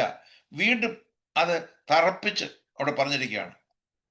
അത് ആംപ്ലിഫൈഡ് ബൈബിളിൽ ഉപയോഗിച്ചിരിക്കുന്ന ട്രാൻസ്ലേഷനാണ് ഉപയോഗിച്ചിരിക്കുന്നത്.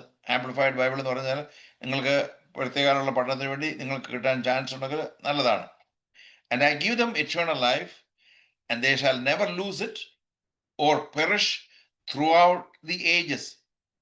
മൂലഭാഷയുള്ള വാക്ക് അതിൻ്റെ അർത്ഥവ്യാപ്തിയിൽ അവിടെ എഴുതിയിരിക്കുകയാണ്. To all eternity they shall never by any means be destroyed, and no one is able to snatch them out of my hand. My എന്ന് പറയുന്നത് ക്യാപിറ്റലിറ്റിക്കാണ്. യേശു തന്നെ പറയുന്നതാണ്.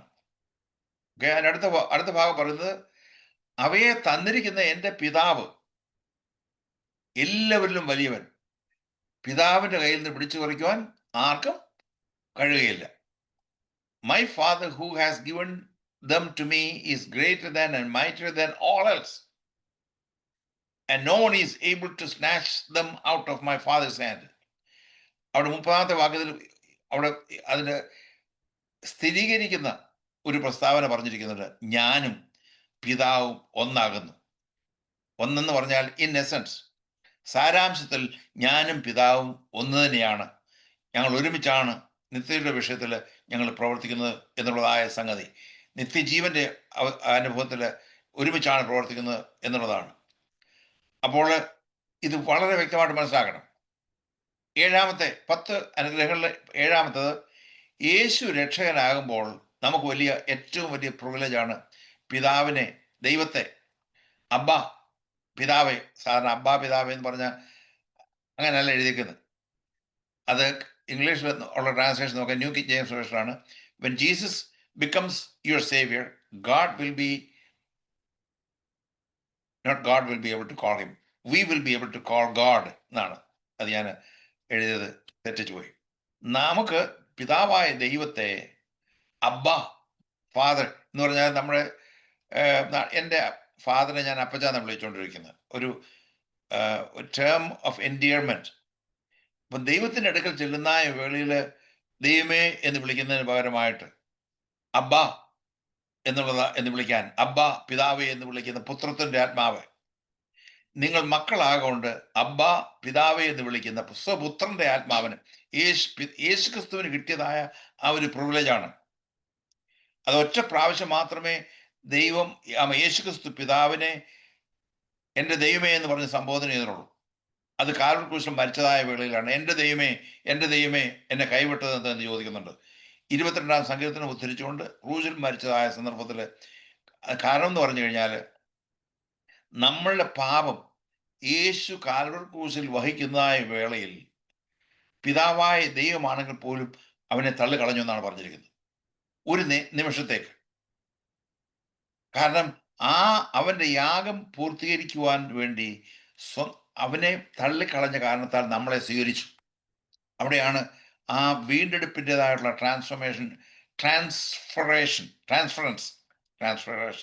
ട്രാൻസ്ഫറൻസ് അതിൻ്റെ വിനിമയം അവിടെ വെച്ചാണ് ക്രൂശിന്മേൽ വെച്ച് നടന്നത്. അവിടെ വെച്ച് അതിനുശേഷം father I commit my spirit എന്ന് പറഞ്ഞു കഴിഞ്ഞാൽ പുത്രത്വം റെസ്റ്റോർ ചെയ്യപ്പെട്ടു എന്നാണ് പറഞ്ഞിരിക്കുന്നത് ഒരു നിമിഷം കൊണ്ട്. കാരണം അവൻ്റെ കാൽവരി ക്രൂശിലുള്ളതായ മരണം സ്ഥിരീകരിക്കപ്പെട്ട കാരണത്താൽ അവൻ്റെ പുത്രത്വം വീണ്ടും റിസ്റ്റോർ ചെയ്തു. അതോടൊപ്പം തന്നെ നമ്മൾക്ക് ഉള്ളതായ സ്വീകരണവും നമ്മളെ ഒരുമിച്ച് ദൈവമക്കളാക്കി തീർക്കും. അങ്ങനെ സ്വപുത്രന്റെ ആത്മാവിനെ ദൈവം നമ്മുടെ ഹൃദയങ്ങളിൽ അയച്ചു. അതുകൊണ്ട് നമ്മൾക്കും അതേ പ്രിവിലേജ് തന്നെ. യേശു അബ്ബാ പിതാവേ എന്ന് വിളിച്ച് സംബോധന ചെയ്തതുപോലെ നമുക്കും പിതാവിനെ അബ്ബാ പിതാവേ എന്ന് വിളിച്ച് സംബോധന ചെയ്യാനായിട്ട് കഴിയും. ദൈവമക്കളാകുമ്പോൾ തൃത്വത്തിൽ മൂന്നാമനായ പരിശുദ്ധാത്മാവിനാൽ നയിക്കപ്പെടും. ഓക്കെ, ഇവിടെ പറയുന്നത് ഞാൻ ദൈവാത്മാവ് നടത്തുന്ന ഏവരും ദൈവത്തിൻ്റെ മക്കളാകുന്നു എന്നവിടെ പറഞ്ഞിട്ടുണ്ട്. ദൈവത്തിൻ്റെ ആത്മാവ് നടത്തുന്നവർ ഏവരും, അത് ഞാൻ ആ സ്ലൈഡിലുള്ള ഒരു കുഴപ്പമാണ്, അതുകൊണ്ടാണ് നടുക്കുള്ളതായ ഭാഗം കാണുന്നത്. മുകളിലുള്ളതായ ടൈറ്റിൽ ഞാൻ അവിടെ എക്സ്ട്രാ ആഡ് ചെയ്യുന്ന സോറി ഉണ്ട്.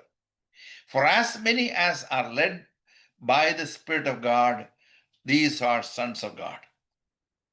അപ്പോൾ നമ്മൾ പ്രാർത്ഥിക്കേണ്ടത്, കർത്താവേ ഞങ്ങൾ അവിടുത്തെ മകനാകയാൽ, അവിടുത്തെ മകളാകയാൽ അവിടുത്തെ ആത്മാവിനാൽ എന്നെയും നയിക്കണമേ, നടത്തണമേ എന്ന് നമ്മൾ പ്രാർത്ഥിക്കണം. ഓക്കെ, ദൈവമക്കൾ ദൈവാത്മാവിന് വിധേയമാകണം. ദൈവാത്മാവ് നടത്തണം എന്നുണ്ടെങ്കിൽ ഈ നമ്മളെ ഓടിച്ചിട്ട് നടത്തുകയല്ല, നമ്മൾ പൂർണ്ണമായി അവൻ്റെ സന്നിധിയിൽ സബ്മിറ്റ് ചെയ്യണം, നമ്മളെ തന്നെ ഈൽഡ് ചെയ്യണം, കീഴ്പ്പെടുത്തി കൊടുക്കണം, നമ്മൾ വിധേയമാകണം. അങ്ങനെയാണെങ്കിൽ മാത്രമേ ദൈവത്തിൻ്റെ ആത്മാവ് നമ്മളെ നയിക്കുകയുള്ളൂ.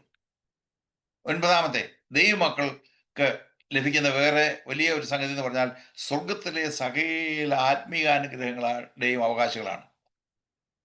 എഫേസർ ഇതിനെല്ലാം ഞാൻ സപ്പോർട്ട് ചെയ്യുന്ന വാക്യങ്ങളോട് ഞാൻ ഇതിനെ കാണിക്കുന്ന സംഗതി, ഇത് എൻ്റെ ജോർജ് വർഗീസിൻ്റെ പേഴ്സണൽ അഭിപ്രായമല്ല എന്ന് പറയാൻ വേണ്ടിയാണ്. സ്വർഗത്തിലെ സകല ആത്മീയാനുഗ്രഹത്താലും നമ്മെ എന്ന് പറഞ്ഞാൽ വായിക്കുന്ന എല്ലാവരുടെയും കാര്യമല്ല പറഞ്ഞേക്കുന്നത്. ആദ്യം എഴുതിയിരിക്കുന്നത് ദൈവസഭയ്ക്ക് വേണ്ടിയാണ്. വീണ്ടെടുക്കപ്പെട്ടതായ ദൈവജനങ്ങൾ വായിക്കുമ്പോൾ മാത്രമേ അതും ഈ നമ്മെ അവകാശമാകത്തുള്ളൂ. സാധാരണ ആളുകളെല്ലാം വായിച്ചതിന് ശേഷം നമ്മളെ അനുഗ്രഹിച്ചിരിക്കുന്നതാണ്. ഇല്ല, എല്ലാവരെയും അനുഗ്രഹിച്ചിരിക്കുന്നതല്ല, ദൈവസഭയ്ക്ക് വേണ്ടി കൊടുത്തിരിക്കുന്നതായ വാഗ്ദത്തമാണ്. സ്വർഗത്തിലെ സകല ആത്മീയ അനുഗ്രഹങ്ങളാലും നമ്മെ, ദൈവമക്കളെ, ക്രിസ്തുവിൽ അനുഗ്രഹിച്ചിരിക്കുന്ന നമ്മുടെ കർത്താവായ യേശു ക്രിസ്തുവിൻ്റെ ദൈവവും പിതാവുമായവൻ വാഴ്ത്തപ്പെട്ടവൻ. അപ്പോൾ നമ്മൾ രക്ഷിക്കപ്പെട്ടതായ വേളയിൽ, യേശു ക്രിസ്തുവിൻ്റെ രക്ഷിതാവായി സ്വീകരിച്ച വേളയിൽ, നമ്മൾ ഓൾറെഡി ദൈവം നമുക്ക് വേണ്ടി സ്വർഗത്തിലെ സകല ആത്മീകാനുഗ്രഹങ്ങളും നമ്മൾക്ക് വേണ്ടി ഒരുക്കി തന്നു കഴിഞ്ഞു എന്നാണ് പറഞ്ഞിരിക്കുന്നത്. അപ്പോൾ നമ്മൾക്ക് ലഭ്യമായിരിക്കുന്നത് എന്തെല്ലാമാണെന്ന് അറിഞ്ഞുകൊണ്ട് അത് നമ്മൾ ഓരോന്ന് ക്ലെയിം ചെയ്യുക എന്നുള്ളത് മാത്രമേ നമ്മൾ പ്രതീക്ഷിക്കുന്നുള്ളൂ. 10 വാക്യം, 10 അനുഗ്രഹം എന്ന് പറഞ്ഞു കഴിഞ്ഞാൽ, രക്ഷിക്കപ്പെടുന്നയാൾക്ക് രക്ഷാവസ്ത്രവും നീതിയുടെ അങ്കിയും ലഭിക്കുന്നു. ഇത് ഒരു മെറ്റഫോറിക്കൽ ലാംഗ്വേജ് ആയിട്ടാണ്. എന്താ മെറ്റഫോറിക്കൽ എന്ന് പറഞ്ഞാൽ, നമുക്ക് മലയാളത്തിൽ ദൃഷ്ടാന്ത രൂപകം എന്ന് പറയാം. നമ്മൾ കാണത്തക്ക നിലയിൽ, നമ്മൾ അറിയത്തക്ക നിലയിൽ രൂപകമായി, ഒരു ഉപമയായിട്ടല്ല പറഞ്ഞിരിക്കുന്നത്, രൂപകമായിട്ട് അവിടെ പറഞ്ഞിരിക്കുന്നു. യെശയ്യാ പ്രവചനം 61:10 ഞാൻ യഹോവയിൽ ഏറ്റവും ആനന്ദിക്കും, എൻ്റെ ഉള്ളം ദൈവത്തിൽ ഘോഷിച്ചുല്ലസിക്കും. മണവാളൻ തലപ്പാവണിയുന്നത് പോലെയും, അതൊരു സിമിലിയാണ്, അല്ലെങ്കിൽ ഒരു കമ്പാരിസനാണ്. മണവാട്ടി ആഭരണങ്ങളാൽ തന്നെ താൻ അലങ്കരിക്കുന്ന പോലെയും അവൻ എന്നെ രക്ഷാവസ്ത്രം, അവിടെ പറഞ്ഞിരിക്കുന്ന രക്ഷാവസ്ത്രം എന്ന് പറഞ്ഞത് ഇരിക്കുന്ന രൂപകമാണ്. എന്നെ രക്ഷാവസ്ത്രം ധരിപ്പിച്ചു, നീതി എന്ന അങ്കി എന്നെ ഉടുപ്പിച്ചിരിക്കുന്നു. ഇടുവിച്ചിരിക്കുന്നു എന്നാണ് പഴയ മലയാളമാണ്. ഉടുപ്പിച്ചിരിക്കുന്നു എന്ന് വേണമെങ്കിൽ പറയാനായിട്ട് സാധിക്കും. So salvation is like a garment. Righteousness is like a garment. രക്ഷ എന്ന് പറഞ്ഞിരിക്കുന്നത് ഒരു പുറം ചട്ട പോലെയാണ്. നീതി എന്ന അതും ഒരു പുറംചട്ട പോലെ നമ്മളെ ഇടിപ്പിച്ചിരിക്കുന്നു ദൈവം നമ്മൾ രക്ഷിക്കപ്പെടുന്ന ആ വേളയിൽ. ഓക്കെ, അപ്പോൾ നമ്മുടെ ആന്തരികമായ രക്ഷയുടെ അനുഭവം പ്രത്യക്ഷമായും മറ്റുള്ളവർ തിരിച്ചറിയണം. അതാണ് ക്രിസ്തുവിൻ്റെ സാക്ഷികൾ ആകുക. സാക്ഷ്യം പറയുക എന്നതും സാക്ഷികൾ ആകുക എന്ന് പറയുന്നതും രണ്ടും വ്യത്യാസമാണ്. പലപ്പോഴും ആളുകൾ പറയുന്നത് എന്നെ കാണുന്ന ക്രിസ്തുവിനെ കാണുന്ന പോലെ ആയിരിക്കണമെന്ന്. അതുപോലെ ആയിരിക്കണം. അതാണ് ദൈവം നമ്മളെക്കുറിച്ച് ആഗ്രഹിക്കുന്നത്. രക്ഷയുടെ ദൂത് മഹാസന്തോഷം നൽകുന്നതായിരിക്കണം. അതങ്ങനെ നമുക്ക് പാസ്റ്ററെ എല്ലായ്പ്പോഴും അങ്ങനെ മഹാസന്തോഷം നൽകാൻ ഞാൻ പറഞ്ഞതല്ല, ദൈവത്തിൻ്റെ വചനത്തിൽ പറഞ്ഞിരിക്കുന്നതാണ്. യേശു വന്നതായ സമയത്ത് അതിൻ്റെ 2-ാമത്തെ അധ്യായത്തിൻ്റെ 10ഉം 11ഉം വാക്യങ്ങളിൽ ദൂതൻ അവരോട് എന്ന് പറഞ്ഞാൽ ഇടയന്മാരോട്, ഭയപ്പെടണ്ട. ഈ ഭയപ്പെടണ്ട എന്ന് ദൈവത്തിൻ്റെ ദൂതന്മാർ പറയണമെന്നുണ്ടെങ്കിൽ ഈ ദൂതന്മാർ വരുന്നത് അവരുടെ പൂർണ്ണമായുള്ള പ്രഭയോടുകൂടിയാണ് വരുന്നത്.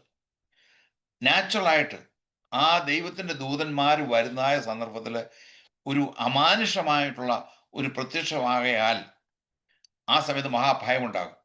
അതുകൊണ്ടാണ് പറഞ്ഞിരിക്കുന്നത് ഭയപ്പെടേണ്ട, സർവ്വജനത്തിനും ഉണ്ടാകുവാനുള്ള ഒരു മഹാസന്തോഷം ഞാൻ നിങ്ങളോട് സുവിശേഷിക്കുന്നു. ഇവിടെയും ഒരു മഹാസന്തോഷം, മെഗാ എന്ന് വേണേൽ ഉള്ള പദപ്രയോഗമാണ് ഉപയോഗിച്ചിരിക്കുന്നത്. മഹാസന്തോഷം. ഓക്കെ, ഗ്രേറ്റ് ജോയ് എന്ന്, good tidings of great Joy. അപ്പോൾ സുവിശേഷം എന്ന് പറയുന്നത് എന്ത് ഉള്ളതായിരിക്കണം? മഹാസന്തോഷം ഉളവാക്കുന്നതായിരിക്കണം. 11-ാമത്തെ വാക്യത്തിൽ അവിടെ വിട്ടിരിക്കുന്നത് ഫോർ there is born. അതിൻ്റെ കാരണം, ഈ മഹാസന്തോഷം ഉണ്ടാകുന്നതിൻ്റെ കാരണം കർത്താവായ ക്രിസ്തു എന്ന രക്ഷിതാവ് ഇന്ന് ദാവീദിന്റെ പട്ടണത്തിൽ നിങ്ങൾക്കായി ജനിച്ചിരിക്കുന്നു. എന്തുകൊണ്ടാണ് ഈ ആട്ടിടയന്മാരോട് വന്ന് ആദ്യമായിട്ട് പറഞ്ഞത്? എൻ്റെ ഒരു അനുമാനം ഈ ആട്ടിടയന്മാര് ഈ പാസ് ഓവറിന് വേണ്ടി ഒരുക്കിയിട്ടുള്ളതായ പ്രത്യേകമുള്ള ആടുകളാണ് എന്ന് ഞാൻ മനസ്സിലാക്കുന്നു. പല പുസ്തകങ്ങൾ ഞാൻ ഇതുമായിട്ട് ബന്ധപ്പെട്ട് വായിച്ചിട്ടുണ്ട്.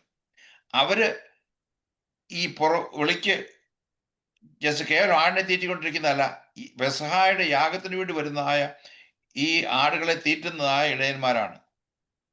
അപ്പോൾ ഇത് ആടുകൾക്ക് ഒരു വലിയ ഒരു ഗുഡ് ന്യൂസ് ആണ്. ഇനിയും ആടുകളെ കൊല്ലേണ്ട കാര്യമില്ല. ഇടയന്മാർക്ക് അവര് സൂക്ഷിച്ച് താലോളിച്ച് വളർത്തുന്നതായ മൃഗങ്ങളെ കൊല്ലുക എന്ന് പറഞ്ഞാൽ അവർക്കും വലിയ ഇഷ്ടമുള്ള സംഗതിയല്ല. അപ്പോൾ മഹാസന്തോഷം ആടുകൾക്കും അതുപോലെ തന്നെ ഇടയന്മാർക്കും ഒരുപോലെ ബാധകമാണ്. 2, യേശുവിന്റെ പുനരുത്ഥാനം മഹാസന്തോഷം ഉണ്ടാക്കിയെന്ന് കാണുന്നുണ്ട്. മത്തായിയുടെ സുവിശേഷം 22:8 അങ്ങനെ അവർ എന്ന് പറയുന്നത് മഗ്ദലക്കാരത്തെ മറിയും മറ്റേ മറിയും എൻ്റെ 28:1 കാണുന്നുണ്ട്. വേഗത്തിൽ ഭയത്തോടും എന്ന് പറഞ്ഞാൽ വലിയ ബഹുമാനത്തോടുകൂടി, ഭയം എന്ന് പറഞ്ഞാൽ പേടിച്ചെന്നുള്ള അർത്ഥത്തിലല്ല, മഹാസന്തോഷത്തോടു കൂടി കല്ലറ വിട്ട് അവന്റെ ശിഷ്യന്മാരോട് അറിയിപ്പാൻ ഓടിപ്പോയി. യേശു ക്രിസ്തു മഗ്ദലക്കാരത്തെ മറിയയ്ക്ക് യേശു ഉയർത്തെഴുന്നേറ്റു എന്ന് കണ്ടപ്പോൾ വലിയ ഒരു റെസ്പെക്ട്, വലിയൊരു ഭയം, മഹാസന്തോഷത്തോടു കൂടി കല്ലറ വിട്ട് അവന്റെ ശിഷ്യന്മാരെ അറിയിപ്പാൻ ഓടിപ്പോയെന്നാണ്. അതിരാവിലെ സഹോദരിമാർ 2 പേരുടെ ഓട്ടമാണ്. ഓക്കെ, ഇവിടെ കാണുന്ന യേശുവിന്റെ സ്വർഗാരോഹണം മഹാസന്തോഷം ഉണ്ടായെന്ന് അവിടെ എഴുതിയിട്ടുണ്ട്. ലൂക്കോസ് 24:52-53 വാക്യങ്ങളിൽ അവർ അവനെ നമസ്കരിച്ചു. അതായത് യേശു ഉയർത്തെഴുന്നേറ്റ് സ്വർഗാരോഹണം ചെയ്തതിന് ശേഷമുള്ളതായ കാര്യമാണ്. മഹാസന്തോഷത്തോടെ യെരുശലേമിലേക്ക് മടങ്ങി ചെന്നു. എന്തിനാ യെരുശലേമിലേക്ക് പോയത്?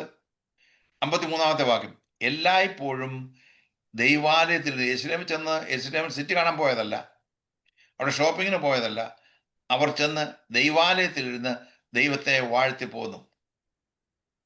അപ്പോൾ ഉയർത്തെഴുന്നേൽപ്പ് സ്വർഗാരോഹണം പ്രാപിച്ചു കഴിഞ്ഞതിന് ശേഷം അവർ ചെയ്തിരുന്നതെന്ന് പറഞ്ഞു കഴിഞ്ഞാൽ അവർക്ക് മഹാസന്തോഷം ഉണ്ടായി. യെരുശലേമിൽ ചെന്ന് ദൈവാലയത്തിലിരുന്ന് ദൈവത്തെ വാഴ്ത്തി പോന്നു. ലൂക്കോസ് സുവിശേഷം 24 ഒടുവിൽ കാണുന്ന ഈ ഭാഗം കണ്ടതിന് ശേഷമാണ് അപ്പോസ്തല പ്രവൃത്തികൾ നമ്മൾ വീണ്ടും കാണുന്നത്. അവര് മർക്കോസിന്റെ മാളിക മുറിയിൽ അവർ ചെന്ന് താമസിച്ചു എന്നുള്ളതല്ലാതെ പ്രാർത്ഥിക്കാനുള്ളതായ സമയം വരുമ്പോൾ അവർ ദൈവാലയത്തിലാണ് പോകുന്നത്. അത് നോക്കണമെന്നുണ്ടെങ്കിൽ അപ്പോസ്തല പ്രവൃത്തികൾ 3:1, അതിപ്പം എടുക്കണ്ട, ഞാൻ ജസ്റ്റ് ഒന്ന് കാഷ്വലായിട്ട് പറയുന്നതേ ഉള്ളൂ. 3-ാമത്തെ അധ്യായത്തിൽ 1-ാമത്തെ പ്രാർത്ഥനാ നേരം പത്രോസും യോഹന്നാനും ദൈവാലയത്തിൽ ചെന്നു. അവർക്ക് ദൈവാലയത്തിൽ ചെന്ന് പ്രാർത്ഥിക്കുന്ന ഒരു പതിവേ ഉണ്ടായിരുന്നുള്ളൂ. അപ്പോൾ ഞാൻ പൂർണ്ണമായിട്ട് വിശ്വസിക്കുന്നു അവിടെ അവർ ഇരുന്നിരുന്ന വീട്, എനിക്കറിയാം ദേവദാസന് അപ്പോസ്തല പ്രവൃത്തികൾ പഠിപ്പിക്കുന്ന വേളയിൽ ഇത് ഒന്ന് മെൻഷൻ ചെയ്തതാണെന്ന് ഞാൻ ഓർക്കുന്നുണ്ട്. പൊതുവേ ഉള്ളതായ ഒരു നിഗമനം എന്ന് പറഞ്ഞു കഴിഞ്ഞാൽ മാളികമുറിയിൽ പരിശുദ്ധാത്മാവ് വന്നെന്നാണ്. ഞാനത് വിശ്വസിക്കുന്നില്ല.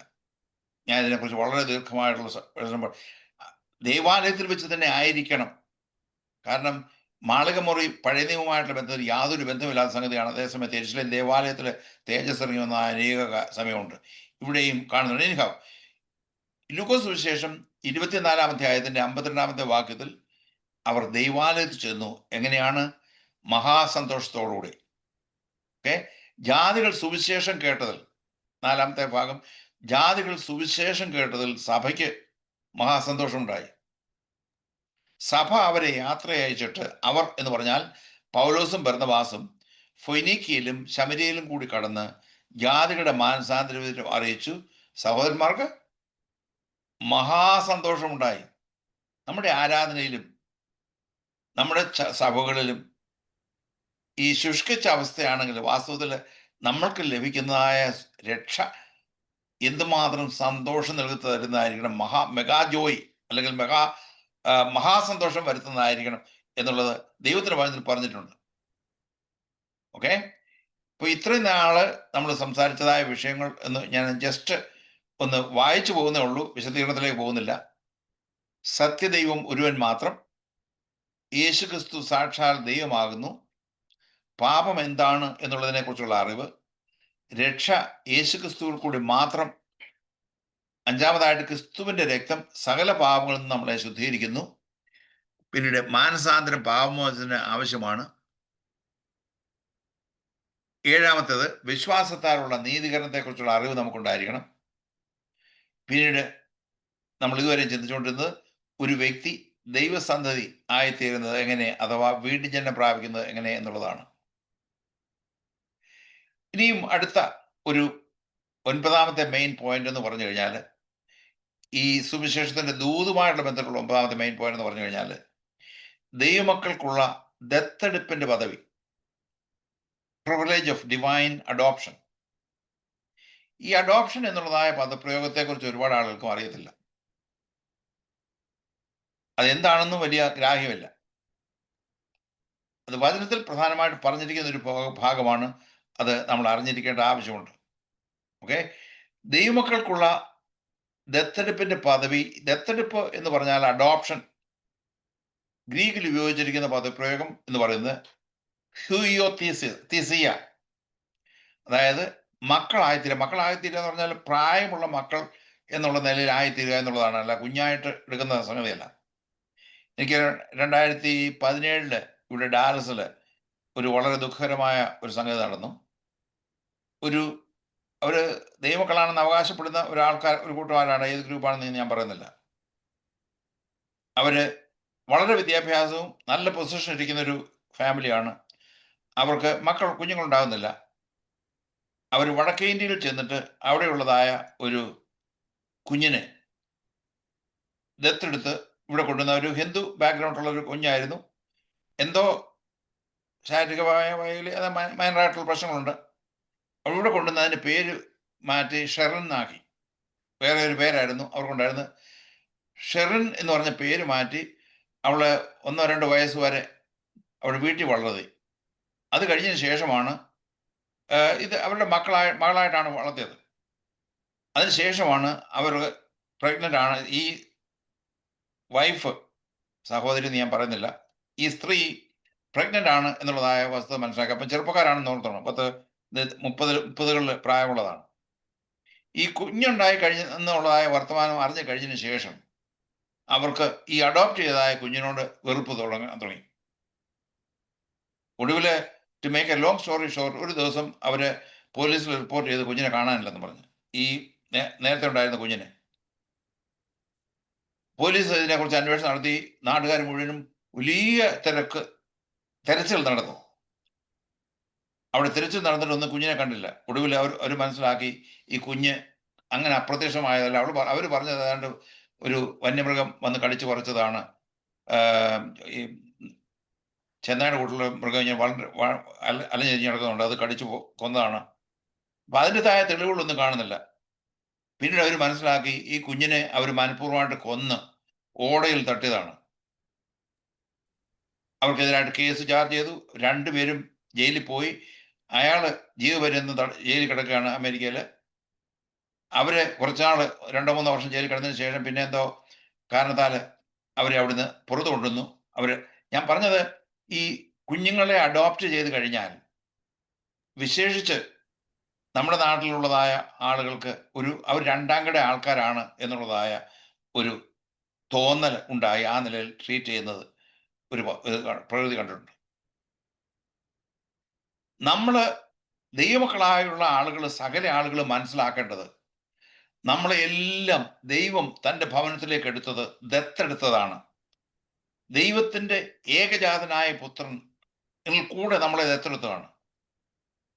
ദൈവം നമ്മളെ സ്നേഹിച്ചത്, ദൈവം എപ്രകാരം പുത്രനായ യേശുക്രിസ്തുവിനെ സ്നേഹിക്കുന്നുണ്ടോ അതേ സ്നേഹത്തിലാണ് നമ്മളെ സ്നേഹിക്കുന്നത് എന്നുള്ളതായ സംഗതി.